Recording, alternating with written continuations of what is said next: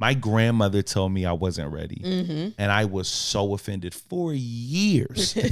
Like, yo, how would you like? She had come to Michigan for my wedding. Yeah. And she sat on the table and was like, so you ready for this? I was like, yeah. She was like, like I was like, what?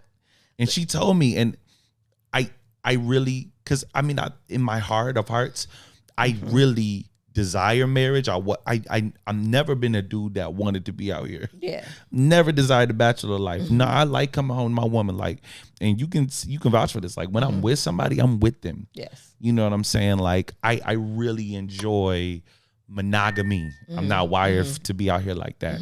So knowing that about me, I'm like, yo, you tripping. I'm about to smoke this marriage thing.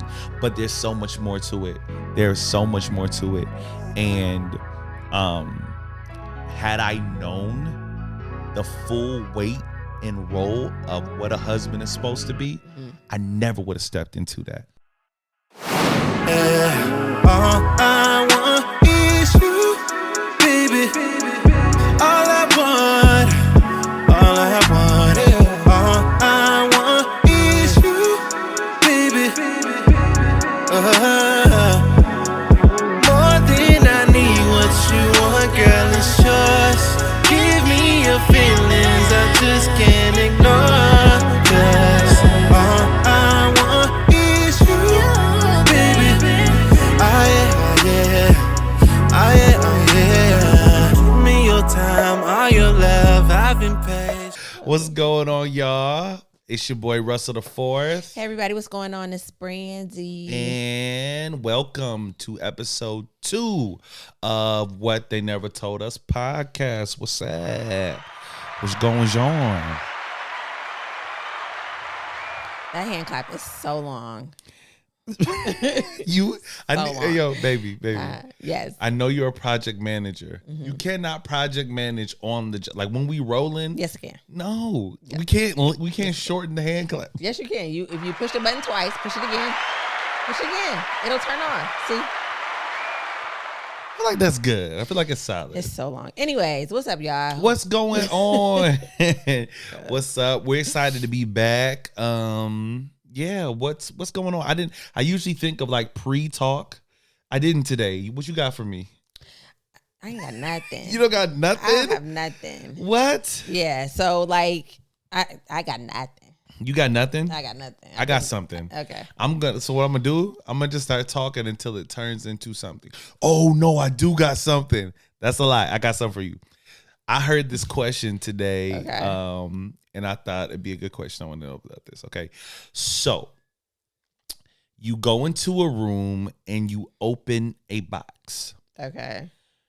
You open the box and there's a note that says, once this box is opened, it cannot be reversed. You have to follow through. The box has a button. You hit the button, you can have any tangible thing, any physical manifestation of something. You have anything that you desire. But once you hit the button, somebody dies. We don't know who it is. It could be a 90-year-old man who lived the full length of his life. Could be a newborn baby. Okay. Could be the person who's going to come with a cure for cancer. It could be the next Hitler. Got it. The next Hitler. Got it. Now, if you don't hit the button, your mama dies. So what do you wish for when you hit the button? Or what do you choose? That you really just made this up. No. So if there's anybody who listens to us and also listens to T-Pain's podcast, this is a question he asked on one of the episodes. And I was like, I wonder what Brandy would say. I didn't think about doing it for the podcast, but I legitimately, when I heard it, I was like, I'm going to ask Brandy that. I'm going to push the button probably just because. Mama not dying. That's my mama. And like, number one, she watches this, and number two, I never second guessed. We knew you was gonna hit that button. But like, what do you get? What are you getting tangible that's gonna make you say, F them? Tangible. I would ask that I have a picture of the whoever that person is when they're getting ready to die who would die at age 90. What? What did you say? That's what I would do. I would ask for a picture, like whoever the person is that they deemed is going to die because I pushed the button. I would ask for like a picture of them at like age 99 or, you know, something like that. Something where I know they've lived a full life before they actually die. Oh, that's... Come on. This is why you were a project manager. Because you solve problems. I was going to get a chain. Like a really fly gold chain. Nah, I just gamed the game. That's what I would ask. You know what I was going to say I would do? What? I was going to say I wanted a time machine. So I would go see a bunch of cool stuff. I do a bunch of dope stuff. I go to the future, see what that's in for. Meet my great-great-grandkid. And then when I was tired of doing that, I'm going to just go back to before I open the box and not open it. Okay. So whoever died, they come back. It's all good. Like, you know what I'm saying? Okay. We could just reverse it all. You know what I'm saying? Okay. All right. So That was good. It was good. I think I smoked that. You honestly. smoked that. I really was like, what is she going to say? That was good. And it was quick, too. Okay. So since we're on the line of questions, I have a question. whack thing. So one of our friends. Can I say something? Wow. I'm sorry. Because I'll forget. No, you didn't smoke that. I did actually. You didn't smoke that. Yes, you solved the problem, but you got nothing out of it. No, I feel like I smoked got the it. satisfaction of knowing that I saved somebody's life. You did. It wouldn't even be in danger if you just didn't open up those some random box. Huh? Okay. You endanger them but save them, and you could. What if they could have lived in 106? You killed them in 99. You didn't save them. That's a full life. Here's the thing, though. That's My full gift. I saved them, and I actually got to do dope stuff. I feel like I won. Life. It wasn't a competition. It's very selfish, but okay.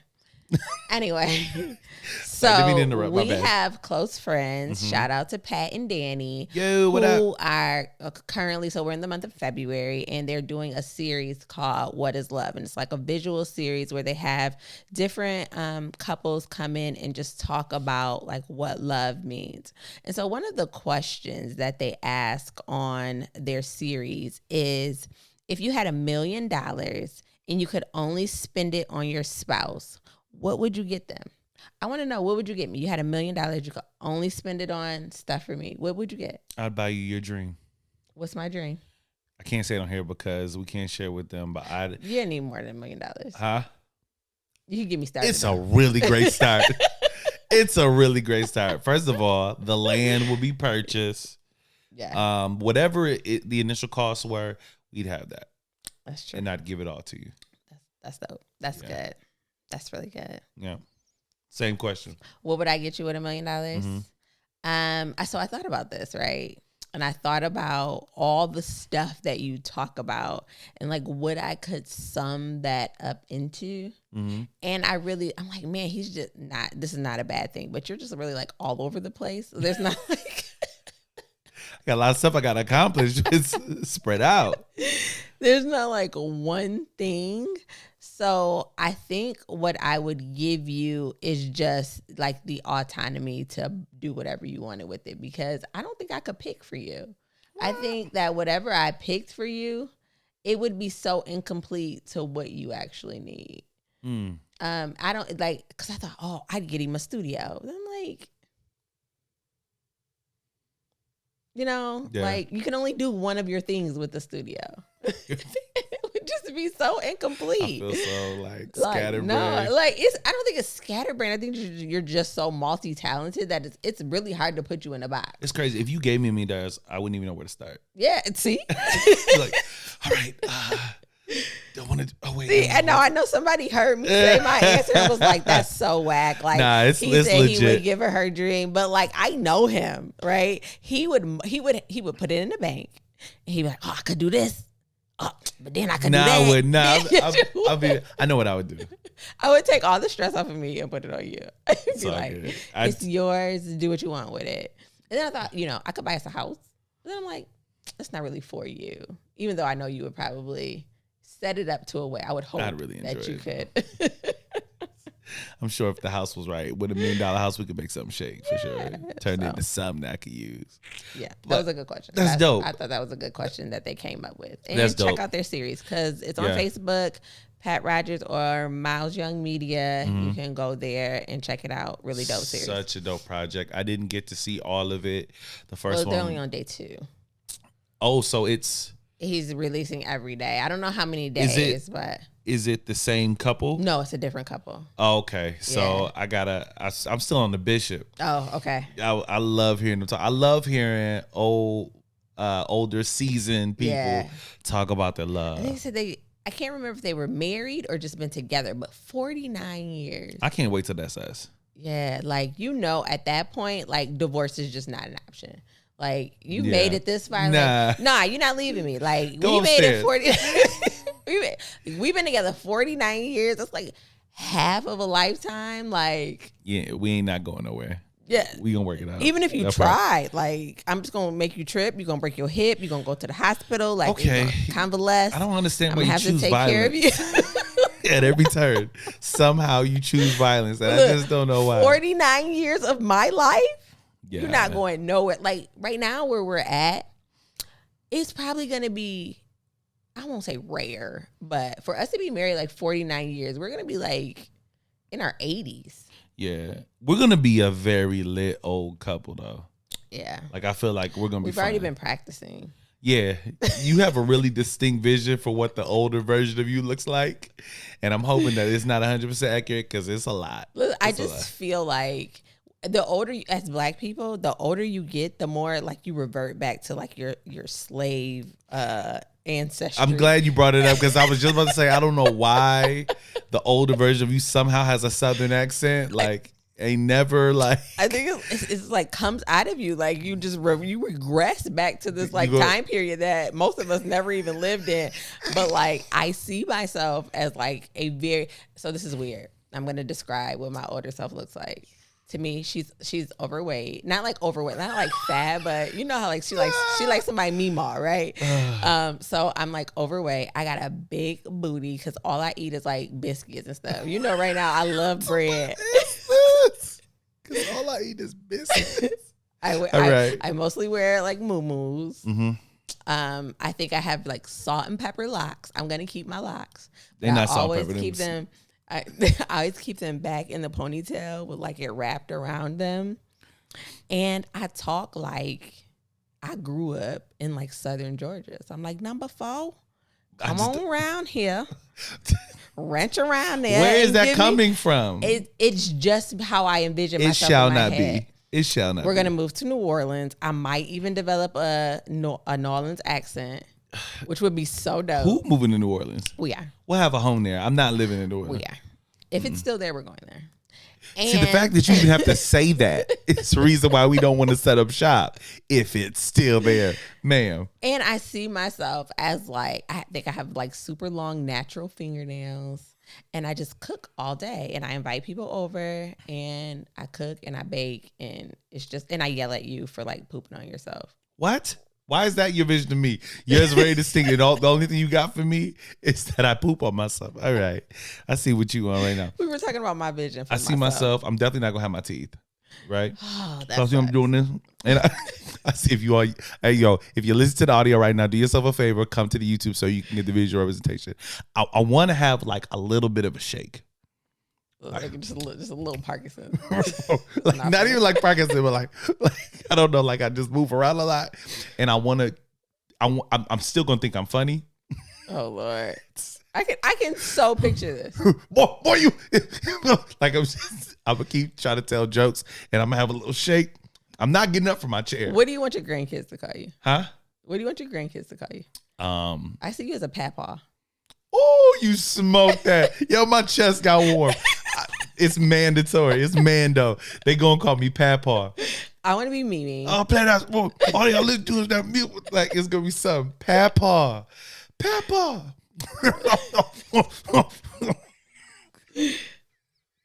So as you can I see, can't wait. And I'm gonna say whatever I want, however I want. No tact. None. Girl, you getting fat. you know what? I envision you as the nasty old man.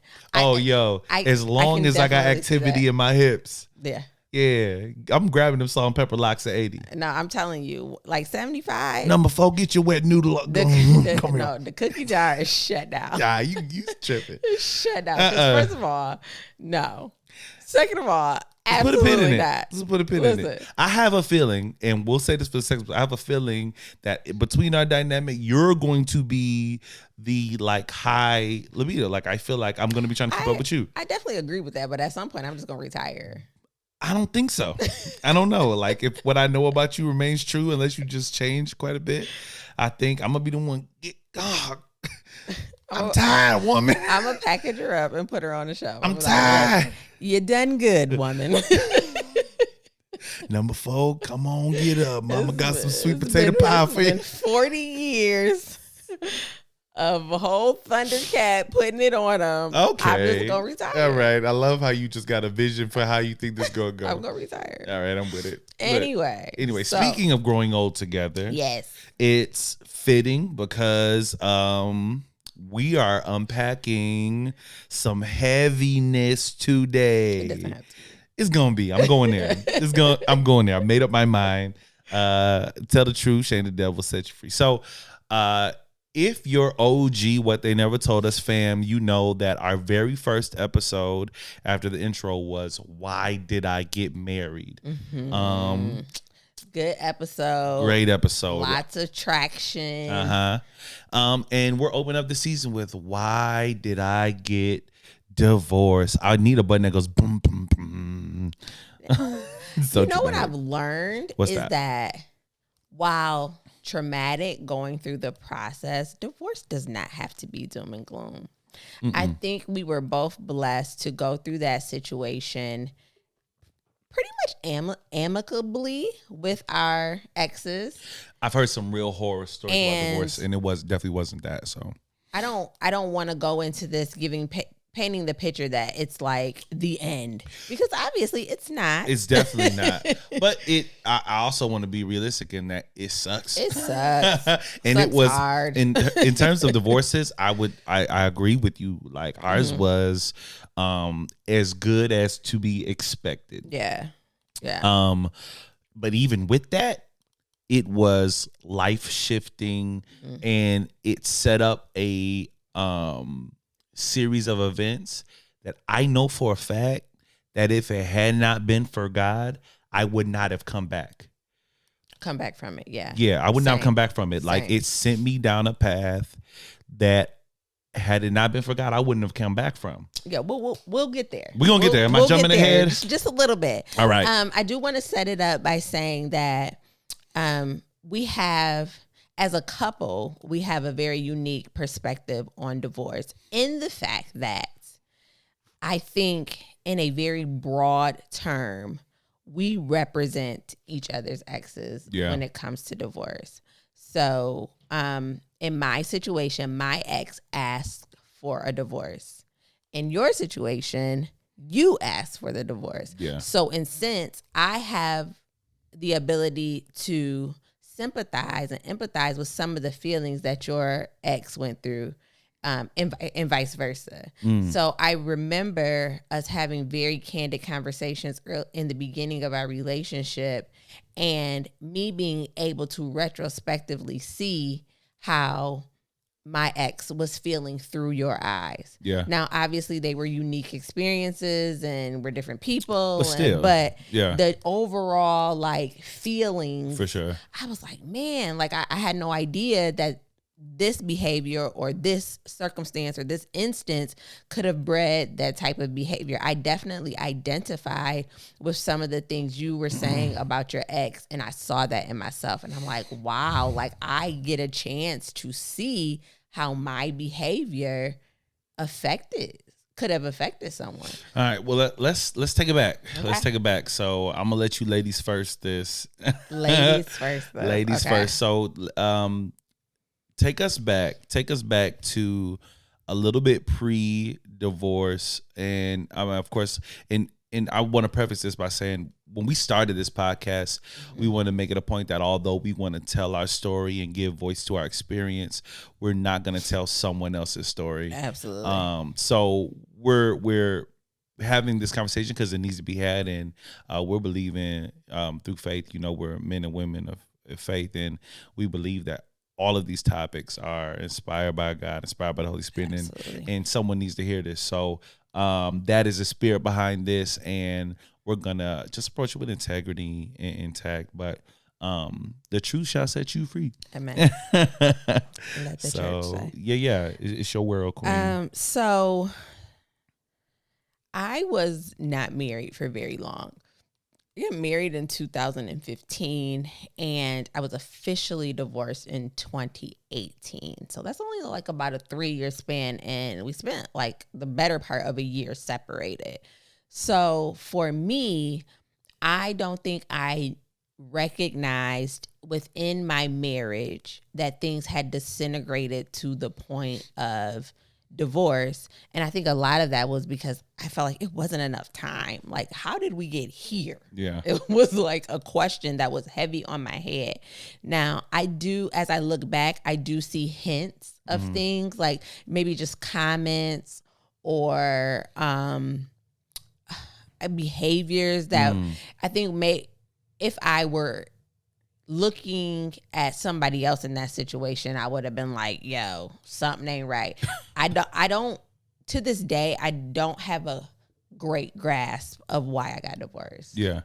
I wasn't the one who asked for it. I definitely did my best in my ability and where I was at that time to fight for my marriage. But I do believe at some point, and it's just like that personality in me, like, if you don't want to be here, don't be here. And I think that in my stubbornness, I may have pushed him towards making that final decision before he was ready. So if I just think of, like, you know, not standoffishness, but you know, where you feel distance in your relationship and you can't really put a finger on where it's coming from, I can retrospectively look back and say at some point we weren't the same couple. And I think I was so busy being a wife, like wifely duties, what we deem it, like meeting those wifely expectations as far as keeping my home, taking care of my kids, the household, you know, all the traditional things that I think as women sometimes we get bogged down with, and we can feel like that is the way that we're showing love to our spouse, especially for me, when the way that I show love is through acts of service. So in my mind, I'm busting my butt to make sure that everything is taken care of in an effort to show love to someone who did not receive love in that way. And I think that's why it's so important to understand love languages, not just how you receive love, but how you show love, and vice versa to your spouse. Because I was doing stuff to show that I love you, I want to be with you, I want this to work, when he needed something else from me that I just wasn't providing. And so when it got to a point for him, that he was ready to say, you know what, I think it wasn't even divorce at first. It was just, I'm going to move out. And for me, those two worlds don't live together. Like, we're not living separately and still married. So if you're going to move out, you need to file for divorce. And I push that constantly, like, you know, I'm going to do what I can, but if you don't want to come back, then you need to file for divorce. And so when he did that, I think that was the first time where I was like, yo, did you really fight for this, or did you just try to take a hard stance? Because I think in my mind, I thought, like, if I tell him he needs to file for divorce, he's going to realize that he doesn't want to and come back. So I don't want to pry. No, you're fine. I don't want to break your flow. So there was never a point where you had a discussion about why do you want to move out? Why do you want a divorce? It was just like information, like, hey, I'm moving out. And you're like, okay. You just said, okay. So again, you know, there was a noticeable difference. Yeah, but I think what I'm more trying to get at is sometimes if you have a personality like mine, emotions are very hard to express, to identify, and to reconcile in the heat of the moment. Was your ex-husband similar in that way?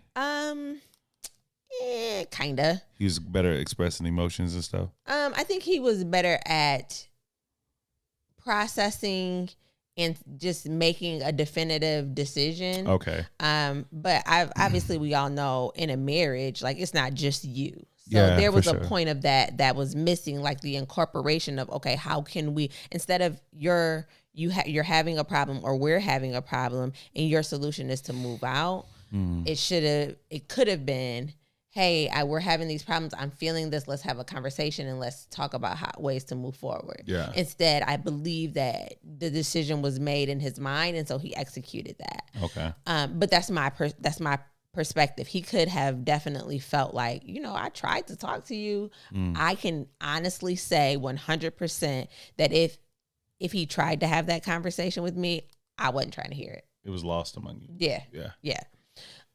So for me, when he came and said, I got an apartment, I'm moving out, I was more of like, you think you gonna like make it out here without me? Like, how you gonna do this? How you gonna do that? Like, because I was taking care of so much. Yeah. I couldn't even, in my mind, I couldn't even fathom, like, how are you gonna make this work? Like, how you gonna get your kids and work and da-da-da, So no, it wasn't a conversation of, tell me why, what do we need to do?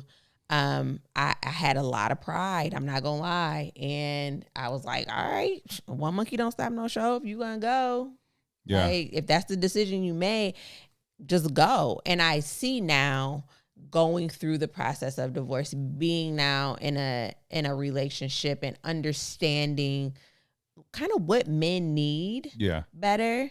I didn't do a good job at being a wife. I did a good job at doing wifely duties, but I wasn't a good wife. Like, I really thought in my head, based on my own definition of what a wife was, that I was a good wife. But it's not just my definition. That has to be a collaborative definition of, like, what does wife mean to you? What does that look like for you? And what does husband mean to you? And what does that look like for you? We never had that conversation. That's heavy, babe. So that's heavy. So we're both going on our own perspectives and missing the mark completely. And then when divorce got there, I was still stuck in, but I've been doing all this stuff. Like, that you in your mind means I'm being an amazing wife. Like, and you just gonna leave me? Well, bye. You know what I'm saying? I'm not gonna lie. It was all pride that did not allow me to understand why he had come to that decision.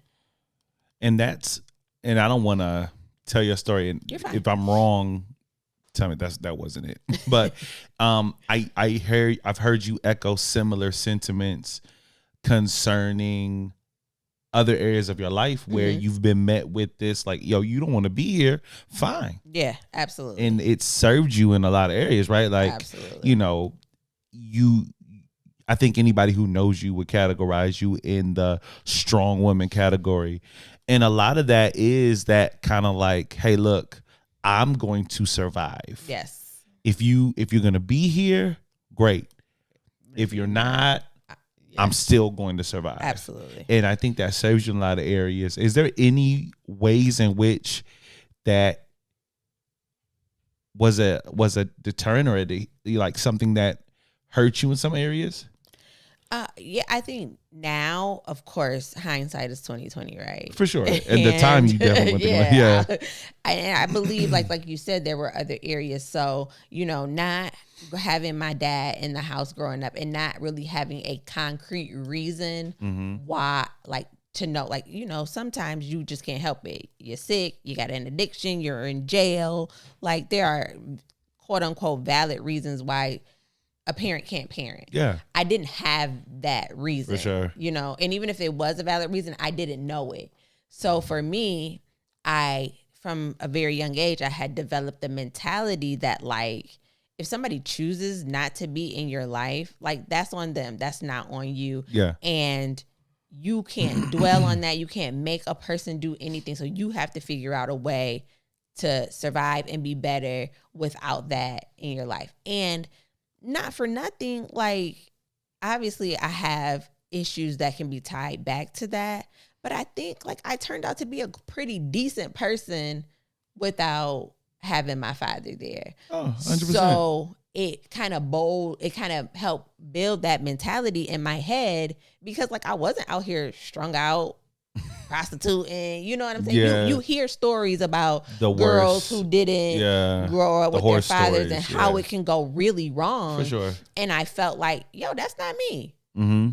But I didn't see all the ways that it did affect me. For sure. That I may have made myself think were just Brandy being strong, but it's like, nah, that's Brandy being hurt and try to protect herself from being hurt further. And I believe that is what I exuded when he said he was moving out. It's like, yeah, I'm hurt, but you're not about to know that. And it sent me into a spiral. So that happened in January. My first, so for me, my divorce came with a series of like reactory behaviors. Yeah. So my first thing was I got a new car. Now, I made at that time more money than my spouse, but I wasn't balling. You know what I'm saying? And that was with two incomes. Now I'm down to one. And I'm still like, oh, I'm about to ball out. So now I didn't get just like a new car to me. Like it was new. It was like off the lot, had like 14 miles. Like it was new. And it had a car note that was more than any other car note that I've ever had. You know, so logic would say you scale back when you lose an income. So that's not funny. Nah. The defense mechanisms in my head were like, you can't let him know that you're struggling. People need to visibly see like I'm good. You need to know. I bought a big, I always had white cars, right? I got candy red joint, big SUV. Woo. Come through. You gonna see me coming down the street, right?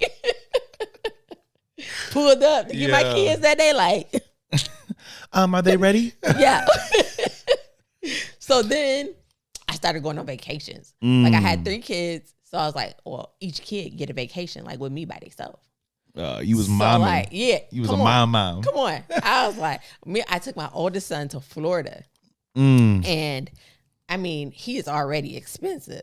But like we in Florida, like, you want to go SeaWorld? You want to go Disney World? You want to go fly in this helicopter? You want to go fly in this? Like they got helicopter rides, take you all around Epcot. Oh my God. You know, he wasn't with most of it, but it was again like me trying to show that I wasn't hurting when really I just didn't know how to deal with the emotions that I had. So I acted all outside of myself, got in hundreds and thousands of dollars in debt, and was like at a point where I was like, oh, now I'm broke. I ain't got no husband. I got this expensive car. I got this credit card debt. Sheesh. What am I going to do? Yeah.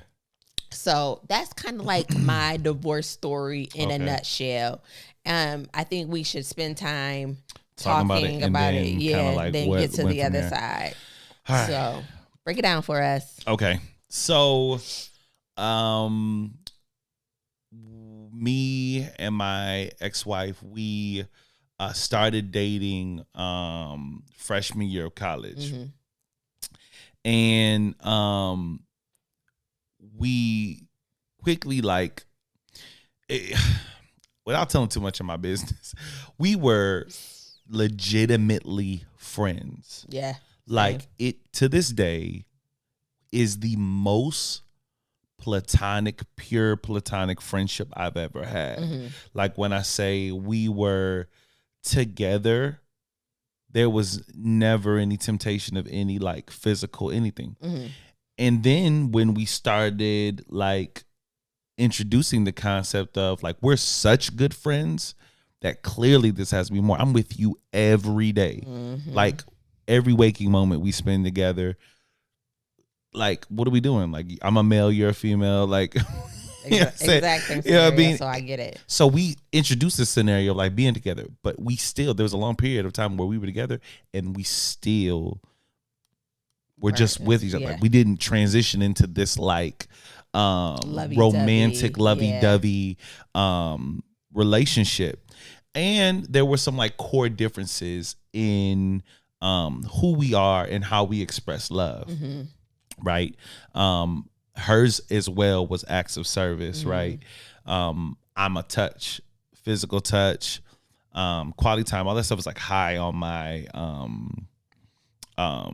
love language stuff. And of course, like, and I think your first lady mentioned this, like, you can't sum up all of what it means to love somebody in just 5 categories. Yeah. So, but in you know, the sum of it all, those are like big for me. So throughout the course of our relationship, that continued to be an issue, right? We broke up twice while we were in college. It was always me. I was always like, you know what? It's not working. Right. Something ain't right. But legitimately a pure love for this person. So we always ended up just being around each other. It was like, well, you know, hey, we always got back together. But I can't say I genuinely loved her. You know what I'm saying? Like, it was a pure, like, love, like somebody I genuinely had love and care and concern for. And I hate to say it, you said something when you were describing that really triggered me. Like, you said, to your understanding of what a good wife was, in my mind, I was being that. Same for me, right? Like, I always thought I was being a great boyfriend and a great husband. Now, here's the thing. I did not know what a husband is supposed to be. Yeah. I knew what a good man looks like. Yes. I've been blessed to be and always be under some solid men. Like, I've never seen or had to like grow up under seeing men just move foul. Yeah. You know what I'm saying? Like, not saying that people are perfect, but it never was in front of me. Right. In my mind, a man does this, you know what I'm saying? Like, so in my mind, I was being a stand-up boyfriend, a stand-up husband. But those core differences in who we were and the fact that our friendship, and this is once again my perspective, once again, since our relationship to me never really transferred out of just a pure friendship, there was always to me something that was like missing. So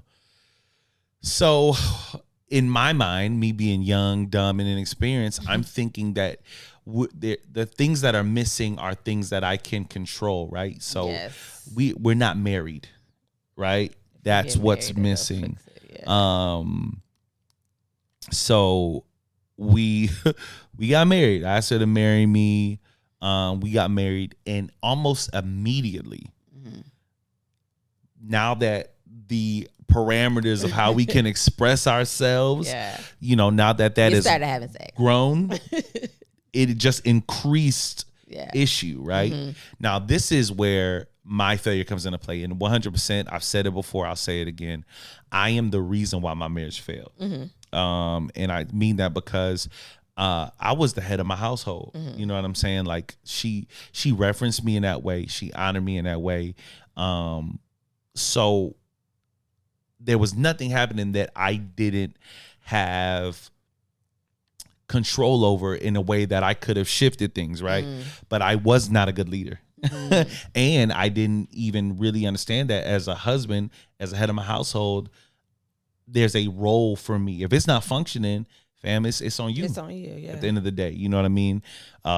We didn't have a prayer life together. We didn't have core spiritual connection. And I think all those things went into play. So part of my failed leadership experience was I am kind of hardwired to be a people person, and I think that has evolved into me being a people pleaser in a negative sense, right? So at that time of my life, I had a really hard time having difficult conversations. So my needs are not being met, right? Not even on like a, you know, surface. We ain't having sex, man. I'm a man level. No, just like intimacy, touch, like, you know what I mean? They weren't being met. So I didn't have a conversation. So I'm growing resentment. I'm growing resentful and bitter. So when I finally do say something, it took a whole lot for me. And I said it in the most blunt way that I could. And that's not even my character. But for me to say it, like, I'm thinking like, oh, yo, she'll hear me because I don't say this. Yeah. And I expressed myself, and it was kind of like, okay. like, you know, kind of like a whatever. And there are other factors in. I'm trying to be careful not to tell her story, but it was just a bunch of factors that played into that. And I don't want to make it seem like she wasn't concerned, because that's not the case. She was dealing with grief. Before she could even carefully grieve, we had our first son. So there was like a year after year period of extreme highs and extreme lows, experiencing death, grief and loss, child of birth, more death, grief and loss. We had another child. So it was like, she can't even, I clearly can see when I look back on it, she was dealing with so much internal stuff. Yeah.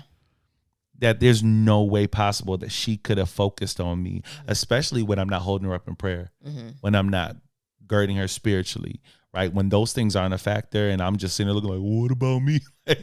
Like, yo, fam, you know, it was my fault. I did not have that conversation.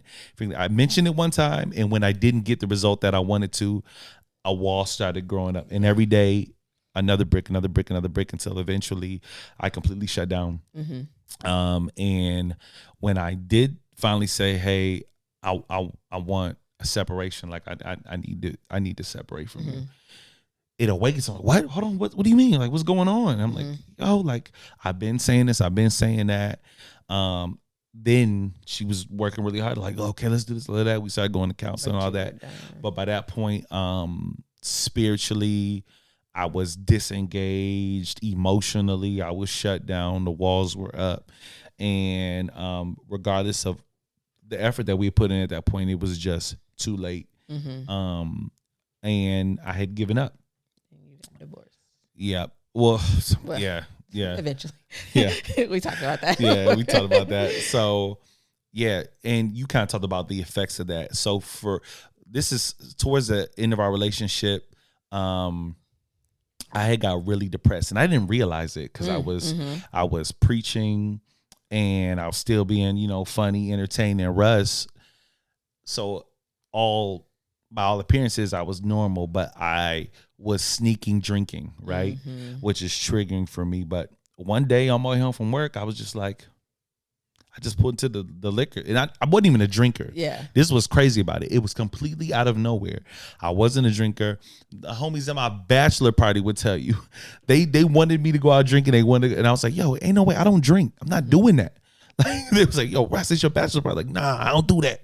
But at some point, it was something. Yeah. So, and that's another thing. We'll get into that. But drinking for me has always been something that was coming from a dark place. Yeah. It never was something that I did for fun. It was always, I was always driven to do that from a dark place. So on my way home, I just randomly got a drink, and I just drove around my block trying to finish my drink, and I would go in and fall asleep on the couch. And I kept doing that. I kept drinking, not frequently, but whenever I felt down, I would drink. And after I separated, it just kind of increased, you know what I'm saying? Like, and it wasn't frequent, like maybe like on the weekends or something, but it was something that was always just to me. I wasn't out. I mean, I did go out and party and hang with people, but a lot of times I'd just be in the house, you know what I'm saying? Drinking. Church was not a thing. I stopped going to church. Prayer was very infrequently. I really felt out of touch with my relationship with God because I was hurt. You know what I'm saying? Like, as much as although I chose it, I didn't feel like I chose it. I felt like I legitimately feel like I didn't have a choice. I felt like, yo, there's no way I can function in life in this. Yeah. You know what I'm saying? Like, I don't want to be a cheater. I'm not going to cheat. Like, I don't want to be dishonest, but there's no way that I could stay in this and be true to my values. Right. So I felt like I didn't have a choice. And when I left, you know, it really messed me up. It broke me, you know what I'm saying? So, yeah. So you went down a path of just trying to find something, trying to identify. Yeah, I definitely was trying to fill the void. I was definitely trying to fill the void of not marriage, but God. Yeah. You know what I'm saying? Yeah. Like, I was definitely trying to fill that void. So it was difficult. You know what I'm saying? I was always looking for something to do that, and whether it was drinking or like relationships. I was always looking for something to fill that void.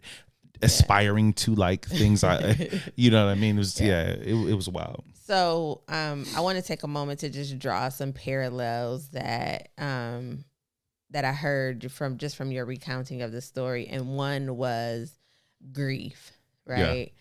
So that's something that I can relate to in the sense that in the time that I was married, I lost my grandmother, who is like, if anybody knows, it's like pivotal. Like, it's like God, like in family order structure, I'm gonna leave God out for a second, but in family order structure, it's like my mama, then my granny. Like, it's like they basically overlap. Okay. Yeah. And so I lost my grandmother. I had 2 miscarriages. And I think that I know that I lost myself. Yeah. Like, at some point, it was just make it through the day.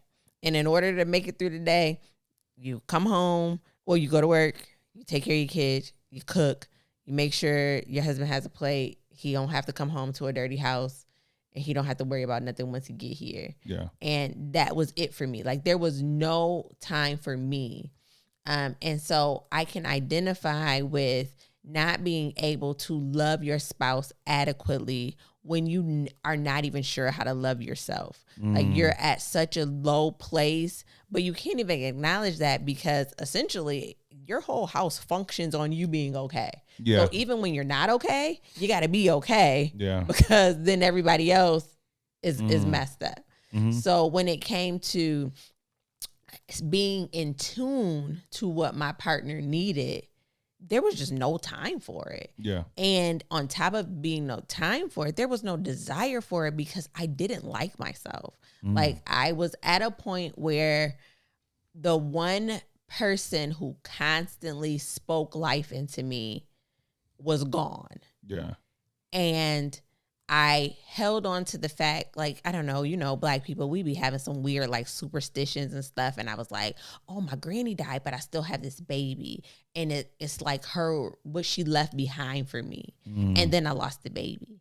And I was like, oh, crap. Like, now I don't have my granny or this thing that was helping me deal with that. And after I had that miscarriage, I was fortunate enough, those 2 miscarriages, I was fortunate enough to have another baby, and she kind of became like my savior, right?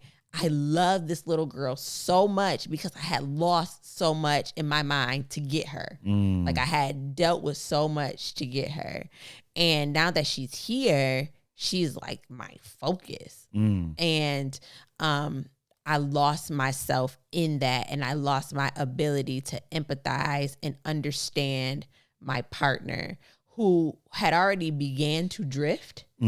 But if there was ever a point right before the decision happened that we could have been like, you got me. You have my full attention. Whatever you need me to do, I'm willing to do it. I didn't even have the capacity to grasp that.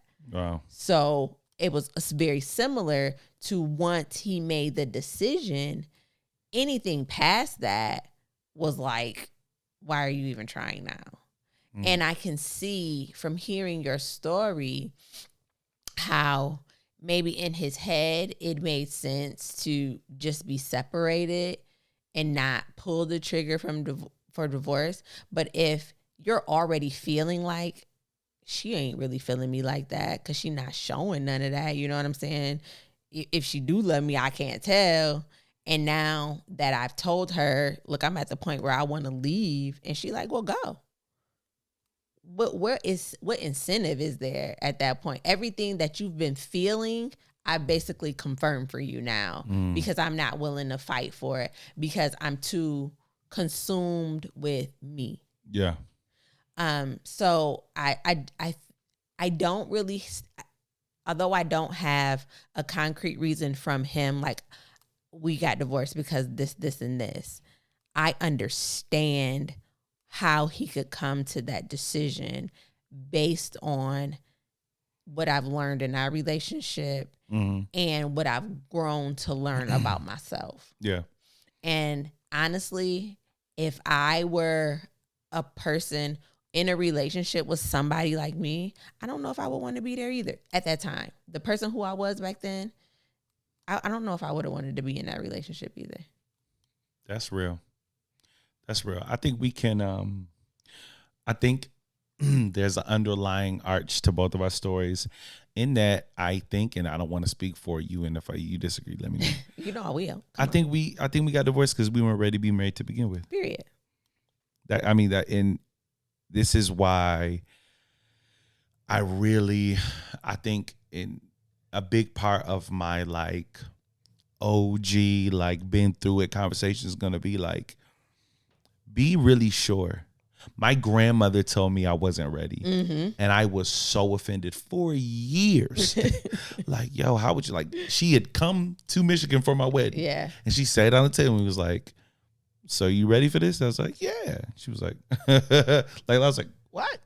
And she told me, and I really, cause I mean, in my heart of hearts, I really desire marriage. I'm never been a dude that wanted to be out here. Yeah. Never desired the bachelor life. No, I like coming home to my woman. Like, and you can vouch for this. Like when I'm with somebody, I'm with them. Yes. You know what I'm saying? Like I really enjoy monogamy. I'm not wired to be out here like that. So knowing that about me, I'm like, yo, you tripping. I'm about to smoke this marriage thing.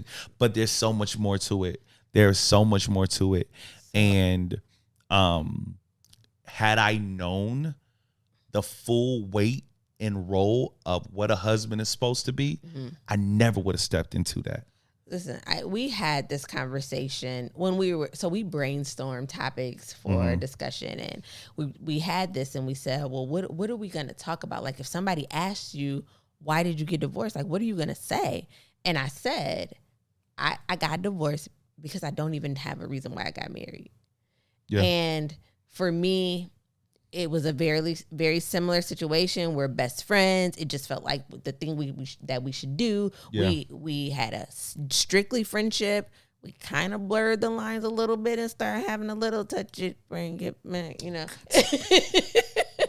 I really enjoyed it. And then, you know, we had a break, and when we got back together, when he came back in town because he had moved away, we instantly went back to a sexual relationship, and then I got pregnant. So we we never dated as boyfriend and girlfriend, and we were just best friends who blurred the lines and then had a baby together. So I think that the romantic feelings that are required for somebody that you're going to spend the rest of your life with, there is a certain passion that friendship doesn't provide. And we were told that. Yeah. We went to marriage counseling. Why do you want to get married? That's my best friend. He was like, and? Yeah. But why do you want to get married? Because that's my best friend. He said, what about love? And I said, you know, I've seen people be in love and be done wrong. Love ain't enough. I was so wrong. I mean, love isn't enough, but it is a foundation. You cannot build a marriage based on just friendship.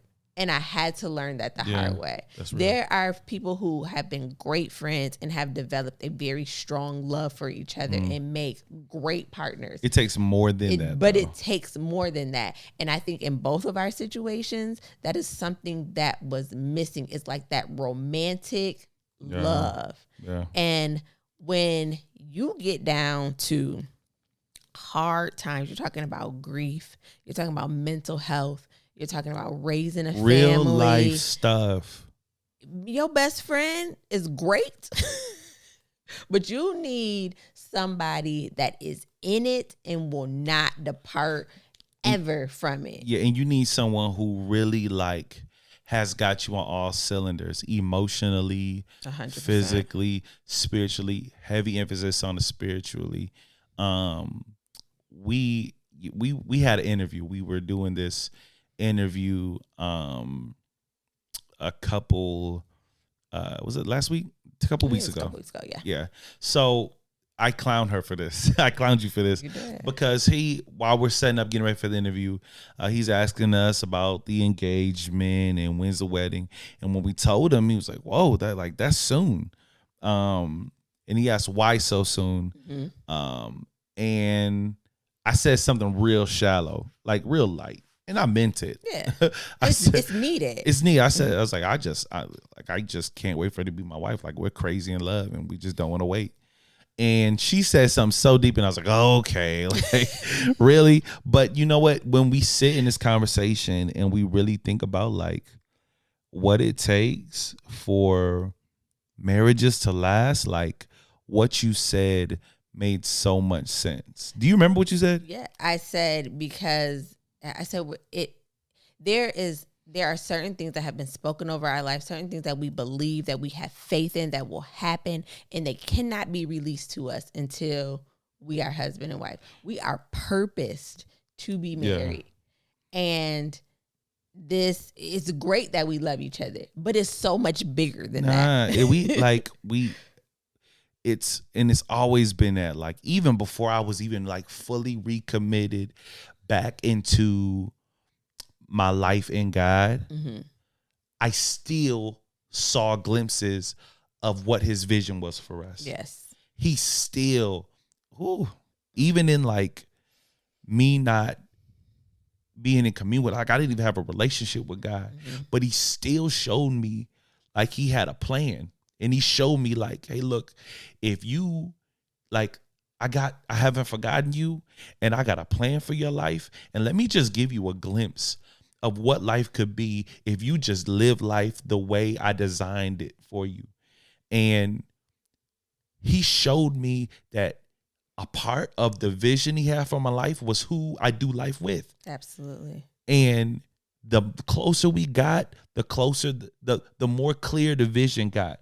And I said, nah, like I got a vision for what me and you are together. And we always said it's bigger than us.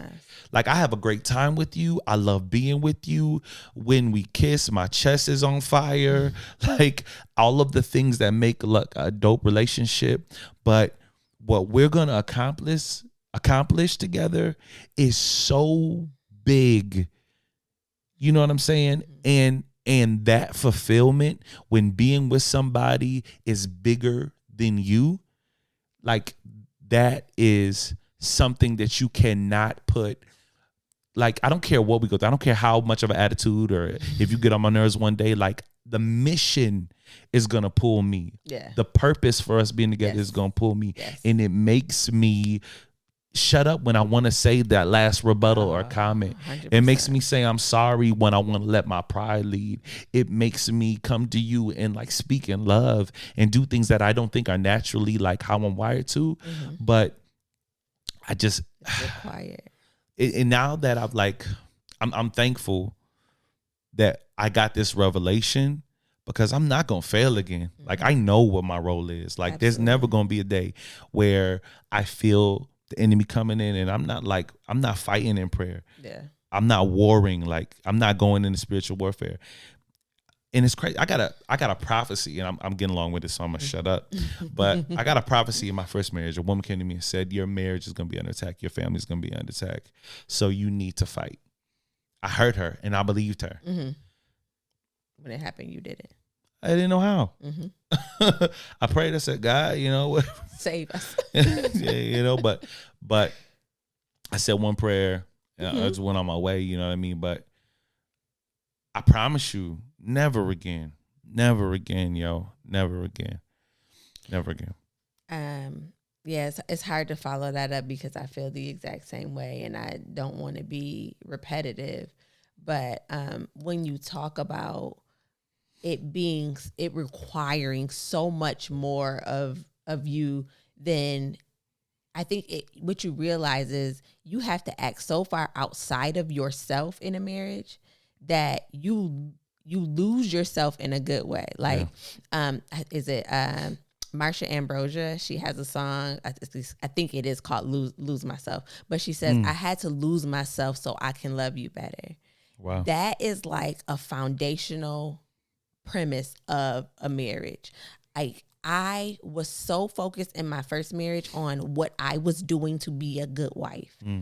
I was so consumed with me that I couldn't even see the other person. Wow. Now I see, like, my pastor and first lady get on us about this because he's like, they said, you know, Brandy, you want him to win so bad, and Russell, you want her to win so bad, but neither one of y'all are rooting for yourselves. And in the moment, I felt like, oh, that's not good. But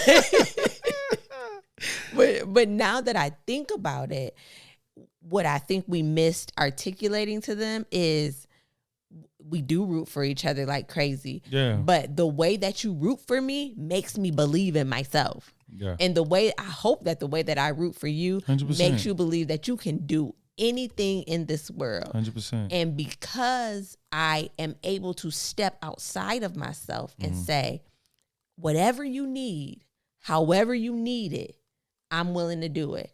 Yeah. And the fact that that's not going to change, because I see, just like you said, what you have to offer the world. And I'd be danged if that fails because I didn't do my part. For sure. You know, so when we talk about it being bigger than just us, I knew I was going to marry Russell when I was like, God, like, if this not the one for me, you need to take him away, like remove him from my life. And I prayed this prayer 56 times at least, right? Like, every day, God, he making me feel good. I am falling in love with this man. If he not the one, you got to, like, you got to take him away, put him in jail. I don't care what you got to do. Wow, that's extreme. Listen, I knew I couldn't walk away. In myself, I knew I couldn't walk away. But I was determined, because of the result of my first marriage. God wasn't in that at all. Like, we ain't invite him in. He ain't forced his way in because he's not that kind of guy. So I knew that I didn't want to be outside of his will when it came to who I was going to spend the rest of my life with.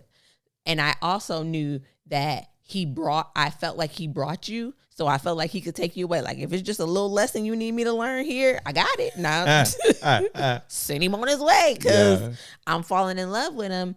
And I remember clearly him. I'm like, I don't know what his place is in my life. Like, I need you to reveal that to me. And instead of him telling me your place in my life, he said, your place is by his side. Wow. And I was like, all right. Yeah. We're going to smoke this marriage thing. Listen, we got it. We got this. I'm excited about it. I think if I had to, like, give an overall, your pink gone. Yeah. Your pink gone. Sorry, y'all. Yeah. We got long-winded today. my blue stands strong. That's you. My light glows still. But if there was like an overlying theme to our stories, right, is number one, like, take marriage seriously, right? And I don't know where you're at in your walk. Ooh. And I know a lot of us are kind of like pushed to just want to be married because, some of us are just, great. It's great. Like, we want to have somebody to do life with and share life with. But content alone is better than being with somebody and unhappy, and being with somebody and having to go through the pain of, like, it coming to an end. So just come to a full understanding of what it means to be married and what it means in your specific dynamic, right? To make that thing a success. So, and I'm like, if there's somebody who's right now in a marriage and you're contemplating divorce, we said it a bajillion times, but we are not proponents for divorce. We are not. You've heard our stories. You've heard the effects that it's had on our lives. We are not ones to tell anybody it's time for you to get a divorce. If you can fight, if you still have fight left in you, if you still believe that there is just one little piece worth fighting for, then fight. Give it everything you got. Divorce is not fun. Even though we had very amicable divorces, you heard us. It's still painful. It's still traumatic. We both still lost ourselves, and only by the grace of God were we able to pull ourselves out. But we would be lying to you if we said that the remnant of the things that we have been through are not still here. And there are things that we still have to fight in our relationship, as great as it is, because of what we went through. Now, the testimony, the breakthrough, the deliverance, it will all be worth it in the end. But I'm telling you, you don't feel that in the moment, and it is not immediate redemption from any of that. Invite God into your situation. And if you already feel like you have, go harder. Yeah. And don't walk away unless he releases you. 100%. We'll be here tomorrow night. Come with your questions. This is probably the only time you're going to get to pry and be nosy. So come with questions. Shoot away. Like, this is open book season. And if there's something in our story that can be of value to somebody and help somebody in their situation, we offer that up freely. So come with your questions, come with your experiences. If you and your marriage is on the rocks, you and your spouse jump on the live together. Let's talk through this. Even if they're not willing to jump on with you, just sit next to them and turn us up real loud. Write comments. We'll respond back. We got you. But once again, this is all about community. We are so blessed that you guys give us your ears. And our ears are open too. So Wednesday is when we can hear from y'all, and we can't wait. So yeah, and as always, we love love. Y'all should love too. Bye. Peace.